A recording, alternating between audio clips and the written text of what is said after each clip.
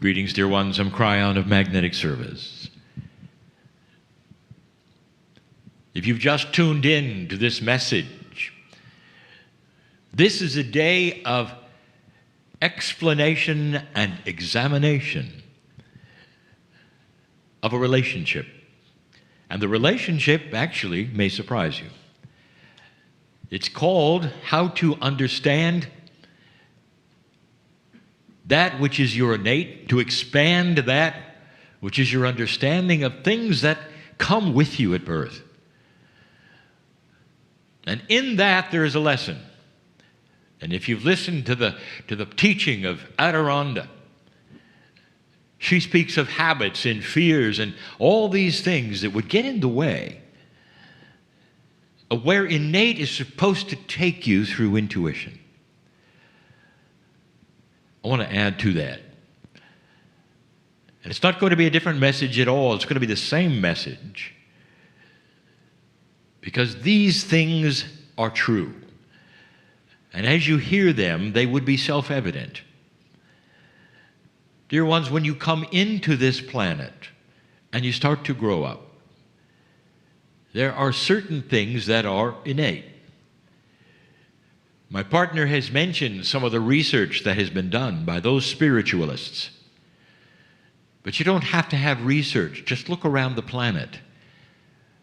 How many people are invested in belief systems that would include the fact that when they die, their soul goes somewhere else?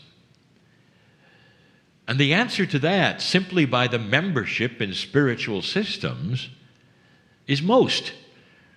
Most human beings on this planet, overwhelming majority, believe there is something after you die.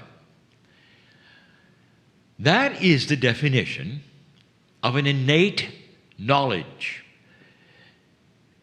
So it's not simply wishful thinking when those in tribes that you'll never meet will then acknowledge, perhaps in their writings later or their oral traditions, that indeed they go somewhere else when they die. This is not a product of marketing. It's innate. Therefore, you could say that humanity in general is aware that there is something bigger than themselves. This then becomes whatever you want to say. It's God, it's spirit, it's a creative source. That is then also the seed creation of so many belief systems, but they all end up in the same place. When you die, you really don't. That there is a spark, a consciousness, a beauty that continues. So if there is more, is that spark available while you're alive? And the answer is yes. It's not an intellectual discussion, dear ones. It's not even an emotional one. It's an innate one. You sit and you look at one another and you say, innately, do you believe that there is a beautiful energy in you, the one that's called consciousness, the one that keeps going after you die, that maybe you might be able to access while you're here? The consensus is yes. What happens next is interesting. Human nature and the very systems that create spirituality around you all seem to conspire to make it so that this source that you have inside is not really available. You have to go through someone else to get it, or you have to act a certain way in order to make its favor. And this all comes, dear ones, from a lower consciousness of fear, of the ones that would develop habits, as Adironda says, that don't make any logical sense. What kind of a habit is it where you would walk around and expect the worst things possible to happen to you? And where did that come from? It comes right from lower consciousness, often what you were taught, what you believe, what you see. and you don't really understand. There's something next to you right now with its hand out. This is the lesson of today. An expanded innate is one that expands the truth of what is really there. Some of you just went through an exercise of intuition. And the intuition would say, use that which is your pineal, your heart, your brain, connect them together. Using your intuition, can you tell this, and can you see this, and can you find out this? And in all of that, there is something that you should know. That is a symbiotic relationship between your heart, your pineal, your brain, and that creative spark. That intuitive, creative spark, which is that which belongs to whatever you call it, your higher self, your soul. That's the spark that keeps on going after you die. You see, it's still with you. That spirit, that's the field, that's whatever you want to call it. I'll tell you, it is around you right now and waiting with his hand out, saying yes. What are you talking about, Kryon? Here's what I'm talking about. The term free choice is absolute. There could be a magnificent angel standing beside you while you sob and cry that nothing is working in your life. And the angel will sit there, or stand there, or hover there in all of its magnificence and all of its brilliance, silent.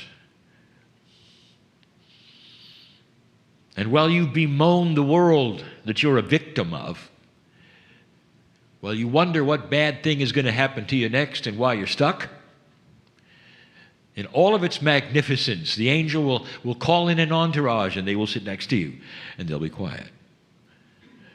You might have a stadium filled with sacred beings who know your name while you sit and cry and bemoan the fact that nothing is happening in your life, and they'll say nothing, nothing. And the reason, dear ones, is because free choice is absolute. And then you might raise your hand and look around and take a deep breath. And you'll say, I feel something, and then you'll get it, and then the spark, and you'll say, I give permission for the plan that is there that I don't understand to fill me with understanding.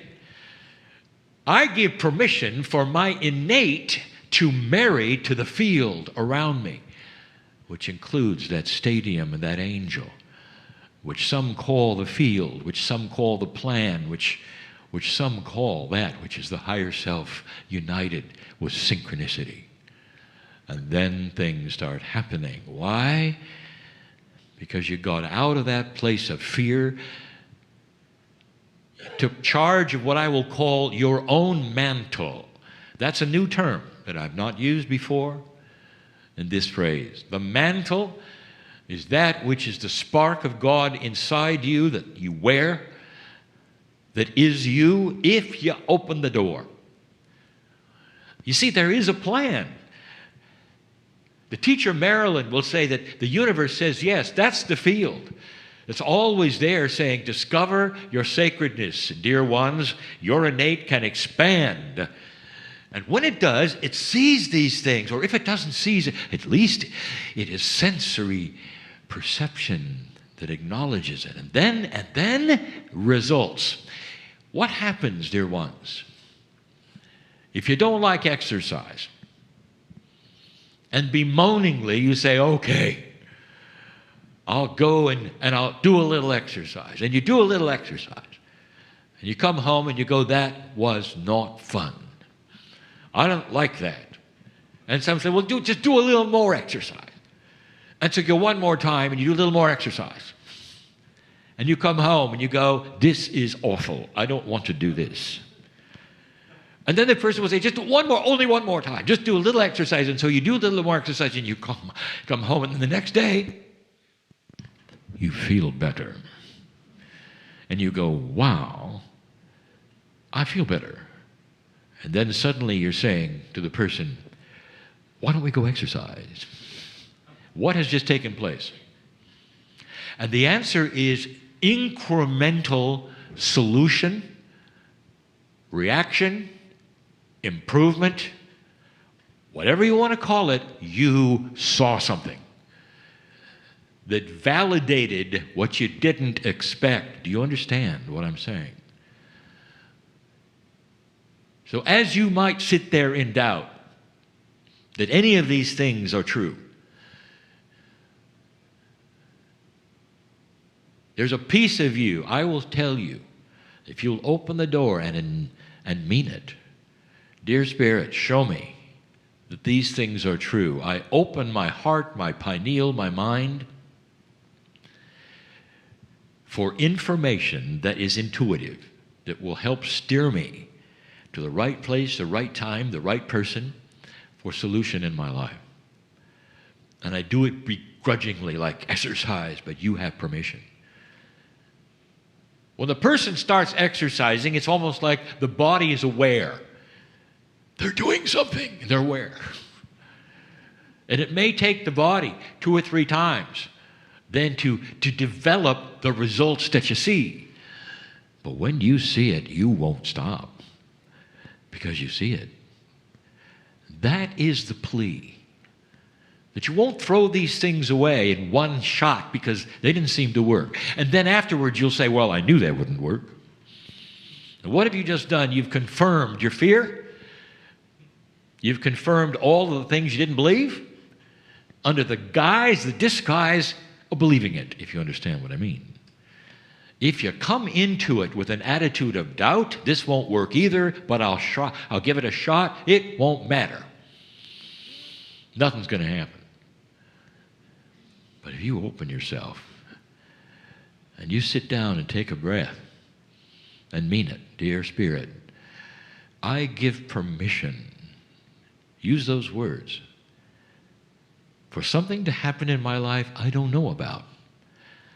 But connect me with the field. Connect me with the plan and the symbiosis between my spark, which is my soul, and the spark outside me, which is the universe, which is the Creator, will then start to work together. And that's when the magic begins. This is truth. This is the teaching of the day. No matter how many exercises you do, no matter how many ways it is presented, that's the truth.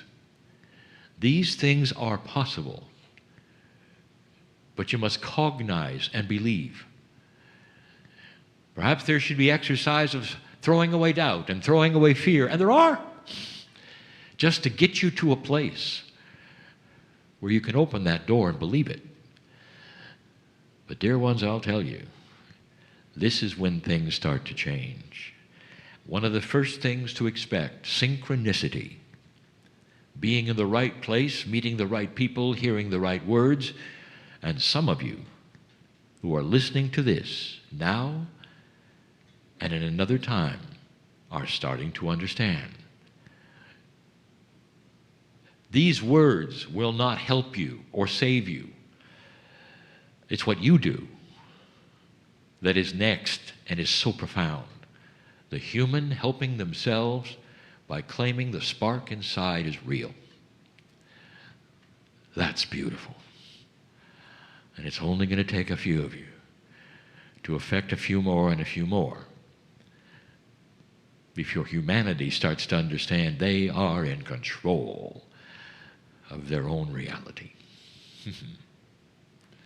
We'll be back. And so it is.